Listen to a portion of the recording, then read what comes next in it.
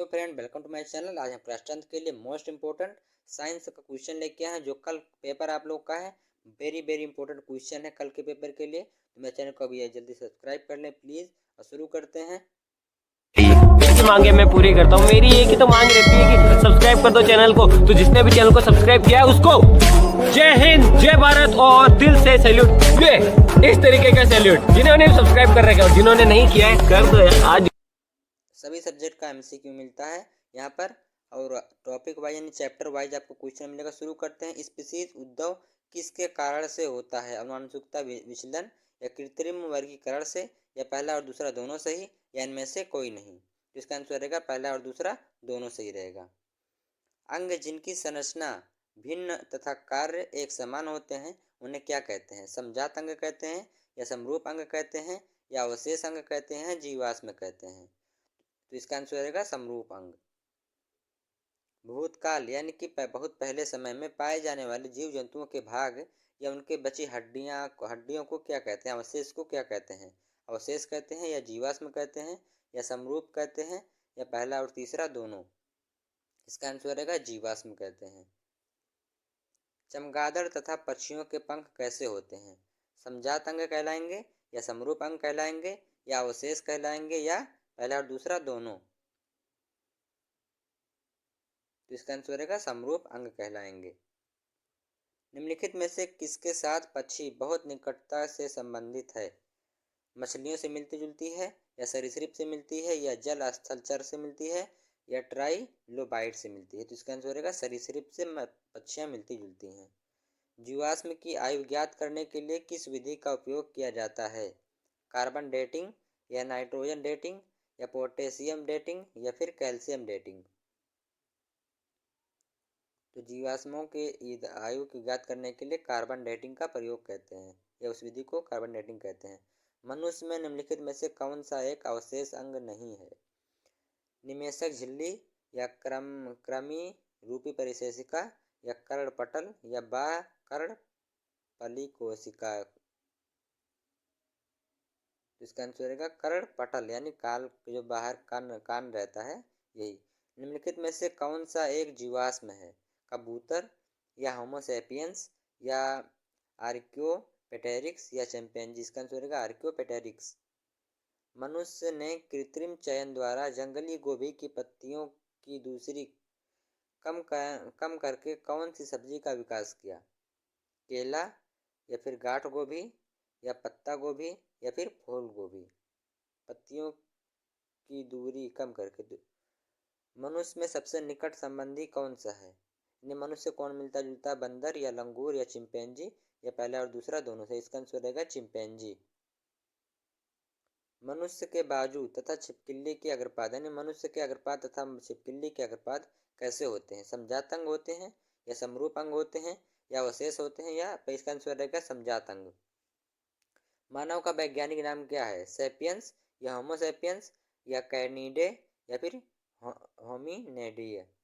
इसका आंसर रहेगा Homo sapiens. समुद्री कछुओं के अंडों को उच्च ताप पर सोने से वह किसमें विकसित होते हैं? नहीं, उच्च ताप से सेने से किसमें विकसित होते हैं? नर तथा मादा संतति में, या केवल नर संतति में, या केवल मादा संतति में। इसका आंसर रहेगा केवल मादा संतति में। छिपकलियों में अंडे उच्च ताप पर सेने से किसमें उत्पन्न होते हैं? नर संतति, या मादा संतति, या बांझ संतति, या पहला और दूसरा दोनों। इसका आंसर रहेगा नर संतति।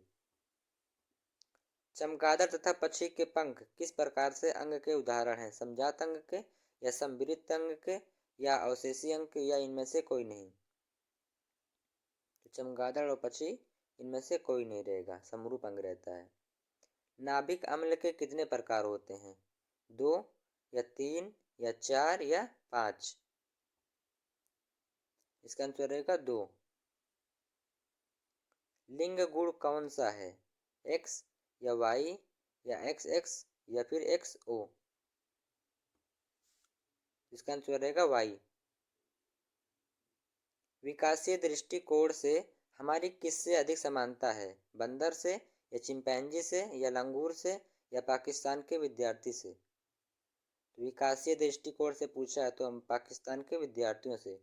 सब्सक्राइब करो पहले। हाँ जल्दी करो, मुझे पता है कि आप लोग नहीं करते, वीडियो देखते लेकिन सब्सक्राइब नहीं करते। ये लाल कलर का बटन नहीं से दबाओ, जल्दी दबाओ, जल्दी दबाओ, फिर मैं शुरू करूँ। दबा दो जल्दी, दबा दिया, घंटी भी दबा देना, ठीक है। कर लो है सब्सक्राइबर। निम्न में से मेंडल की खोज नहीं है। पृथक्करण या स्वतंत्र अपव्यवहार का नियम, या फिर प्रभाविता का नियम, या फिर लिंकेज। इसका आंसर रहेगा लिंकेज। मानव नर में यौन आरंभ में क्या परिवर्तन होते हैं? शिश्न का आकार बढ़ना, या फिर आवाज़ मोटी होना, या दाढ़ी मोछ निकलना, या उपरोक्त में सभी। मानव नर में पूछा तो उसमें उपरोक्त में सभी रहेगा। मानव शरीर में यौन आरंभ मानव मादा शरीर में यौन आरंभ में क्या परिवर्तन होता है? मादा में पूछा। स्तन के आकार में वृद्धि, या राजू धर्म आरंभ होना, या बाह्य जनन अंगों का विकास होना, या उपरोक्त में सभी। इसका आंसर रहेगा उपरोक्त में सभी। मानव नर में शुक्राणु कहाँ पर बनते हैं? शिश्न पर, या फिर प्रोस्टेट ग्रंथि में, या वृषण में, या शुक्र वाहिनी में। तो इसका आंसर रहेगा वृषण में। नर लैंगिक हार्मोन कौन सा है? ल्यूटिनाइजिंग हार्मोन, या फिर फेलिकल स्टिमुलेटिंग हार्मोन। इसका आंसर रहेगा टेस्टोस्टेरोन। नर लैंगिक हार्मोन है। मानव मादा में प्राथमिक जनन अंग कौन सा है? गर्भाशय, या योनि, या अंडवाहिनी, या अंडाशय। तो इसका आंसर रहेगा मादा में अंडाशय। मानव मादा में अंड का निषेचन कहाँ से होता है? अंडाशय में, या अंडवाहिनी में, या गर्भाशय में, या फिर योनि में।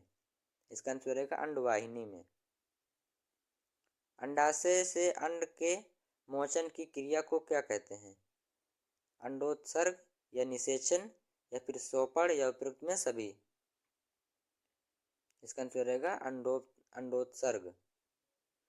कौन सा हार्मोन गर्भ को बनाए रखने में सहायता करता है, या फिर सहायक है?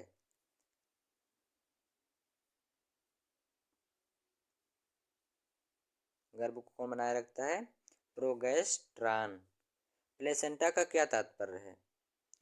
विकसित हो रहे शिशु को पोषण प्रदान करना, तथा शिशु द्वारा उत्पादित व्यर्थ पदार्थों को बाहर निकालना, माँ के शरीर से प्रतिरक्षी शिशु में स्थानांतरित करना। ये तीनों सही रहेगा। प्लेसेंटा कहाँ पर धंसा होता है, या फिर कहाँ पर स्थित होता है? गिरुआ में, या योनि में, या गर्भाशय में, या फिर अंडवाहिका में। तो प्लेसेंटा गर्भाशय में स्थित होता है या धंसा होता है। भ्रूण पूर्ण रूप से शिशु में विकसित होने में कितना समय लगता है? यानी कि 270 दिन, या फिर 240 दिन, या 210 दिन, या फिर 300 दिन। इसका आंसर रहेगा 270 दिन शिशु को विकसित होने में। मानव मादा में योनि मार्ग से हर माह रुधिर एवं म्यूकस से निष्कासन को क्या कहते हैं? राजू धर्म, या फिर निषेचन, या फिर लेशमानिया, या फिर काउरखा, दोनों। इसका आंसर रहेगा राजू धर्म यानी पीरियड। एड्स का क्या कारण है? जीवाणु, या फिर विषाणु, या फिर प्रोटोजोआ, या फिर कवक। इसका आंसर रहेगा विषाणु। निम्न में से कौन सा एक यौन संचारित रोग है? एड्स, या फिर सुजाक, या फिर गोनेरिया, या उपयुक्त में सभी। इसका आंसर रहेगा उपयुक्त में सभी। निम्न में से कौन सी विधि जन्म दर को नियंत्रित करने के लिए किया जाता है? वैसेक्टॉमी यानी पुरुष नसबंदी, या फिर महिला नसबंदी, या फिर कॉपर टी, या उपयुक्त में सभी। इसका आंसर रहेगा उपयुक्त में सभी। अगर वीडियो पसंद आई हो तो चैनल को सब्सक्राइब करें। मिलते हैं कल अगले वीडियो में अगले चैप्टर के